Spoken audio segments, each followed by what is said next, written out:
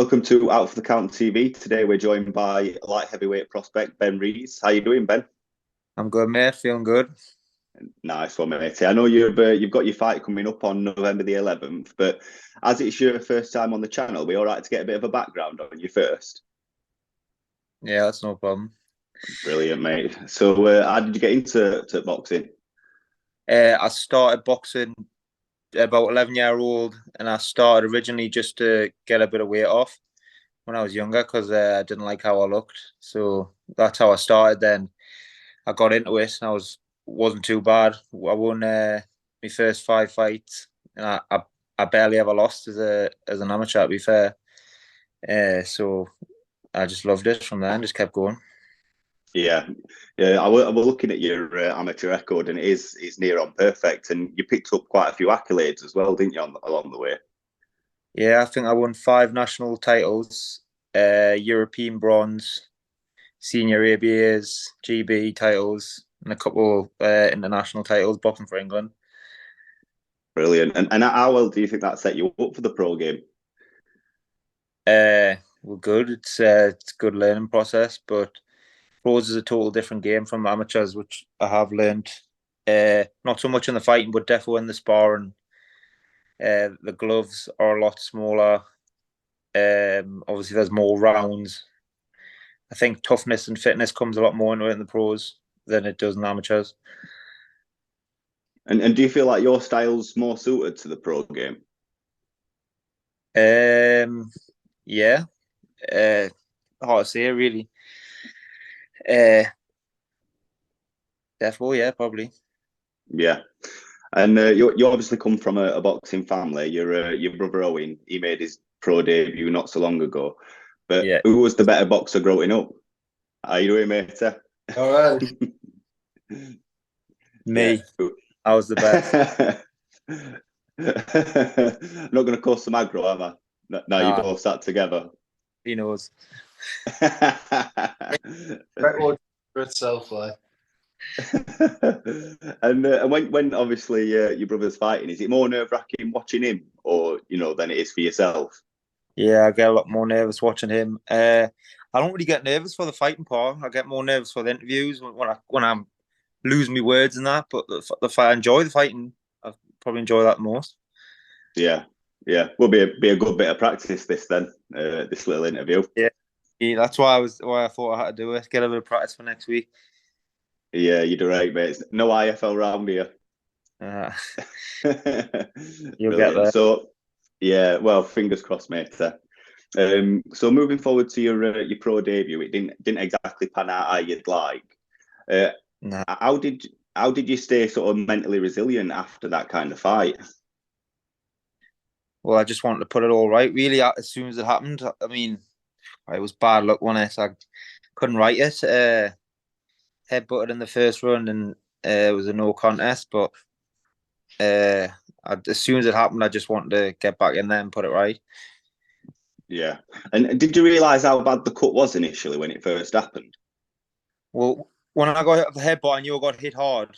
I felt the blood come down, but I've had a few cuts there on the top of my eyebrow. That's what I thought it was originally. And then when the ref took us to the thingy, I was like, "Is it bad?"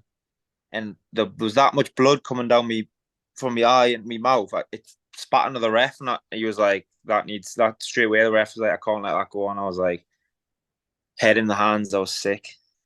Yeah, I remember seeing it, and I think it even turned my stomach, and I come from a medical background. Yeah, the doctor said it was bad. It said it was one of the worst cuts he's ever seen. Yeah, yeah. But obviously, in your next fight, you managed to turn it around massively and get the TKO in the first round. How did Yeah, it how did it feel to finally sort of like right that wrong, from the debut? yeah. So meant to get back in there and put it all right. In the same exact same place I boxed the first time. I didn't feel any pressure at all either when I was boxing. I knew what I was going to do. Yeah, and as you just said, it was in the same place as your box last time. How much of a boost does it give you, sort of fighting on sort of home soil? Yeah, I love it. As an amateur, I never used to box at home, so it's a bit different having everyone cheering for you. But yeah, I do like the boxing at home a lot better. Like so, Yeah. like not so much the cheering and that. It's the just when you're staying at your own house and stuff like that. The little things make a massive difference. Yeah, definitely. I can imagine, mate. And that obviously brings us to your upcoming bout on the Next Gen show, 11th of November. How's preparation gone in the run up to this fight? Great, yeah. I mean, I took the fight on 4 weeks' notice, but I was training anyways, and it's been going well. Training, feeling good. Yeah. And has your opponent been announced yet? I just got my opponent the other day. I couldn't tell you his name. It's like Christian Dimitrov. He's a Bulgarian. He's 1-0 as a pro, one knockout, and I think he's boxed in the internationals for Bulgaria and the Euros and stuff. So he'll be decent. He'll be a very tough customer. Definitely, mate. Yeah. Well, definitely looking forward to that one. You're managed by. Oh, sorry. Go on. Andy's 6'4", so it'll be a big Donny. Oh God, mate. I definitely have to get on the inside. Yeah, you're managed by Sam Jones. He seems to manage everyone these days. How would you describe him as a manager, and how has he helped your career so far? He's a very interesting character, Sam. He loves the game. You know, he's very very interesting. He's always on the phone wanting to help. So he's being a good manager, and he's getting us straight on a good show. So I can't complain. Yeah, yeah. A lot of his fighters are having, brilliant success. So looking through, his sort of like resume, and yeah, he's flying at the minute. So he's definitely a good man to be under. He's on the job, like he does love it. Like I'll give him that. Yeah, and there seems to be a lot of talent coming out of the northeast as well. What do you think's behind so many good fighters come out of that part of the country now? I think people from the northeast are tough. You know what I mean? The people in the northeast always back their own and they love it. So Just while I've got you as well, is it all right to get your thoughts on a few other things that's been happening in boxing lately? yeah, no problem. Nice one. So the landscape of boxing, it's changed a lot in the last few years. Most notably with the rise of like misfits boxing and stuff like that. What do you sort of make of the misfits boxing, and do you think it's good for the sport? Well, it's bringing new eyes onto the sport and that. I'm sure some people dislike it because obviously there's a lot of boxers who have come up through the amateurs, put their life into it. And then you're seeing people who have just started and that to be not very good and they're making a lot of money. But in the day they've built their careers on YouTube and that to make the money, so you can't knock them, can you? But it is what it is. Yeah, yeah. And you can understand the opinion of like other boxers, like you said, putting their lives into it and not getting a sniff of the money what these YouTubers are getting, really. Tommy Fury, man. He's supposed to be a boxer as well. He's shite. Yeah, Terrible. yeah. I mean, I try and stay as impartial as I can. Yeah. Yeah, yeah. And obviously, this weekend we had the Fury and Ngannou card in Saudi Arabia. Did you manage to catch that? Yeah, couldn't believe it. Couldn't believe it. I Yeah, think Fury definitely underestimated him. And then Ngannou surprised me how good he was. To be fair, yeah, he had a good tactic. Just waited, held his feet, and let Fury fall in. Just caught him over the top, didn't he?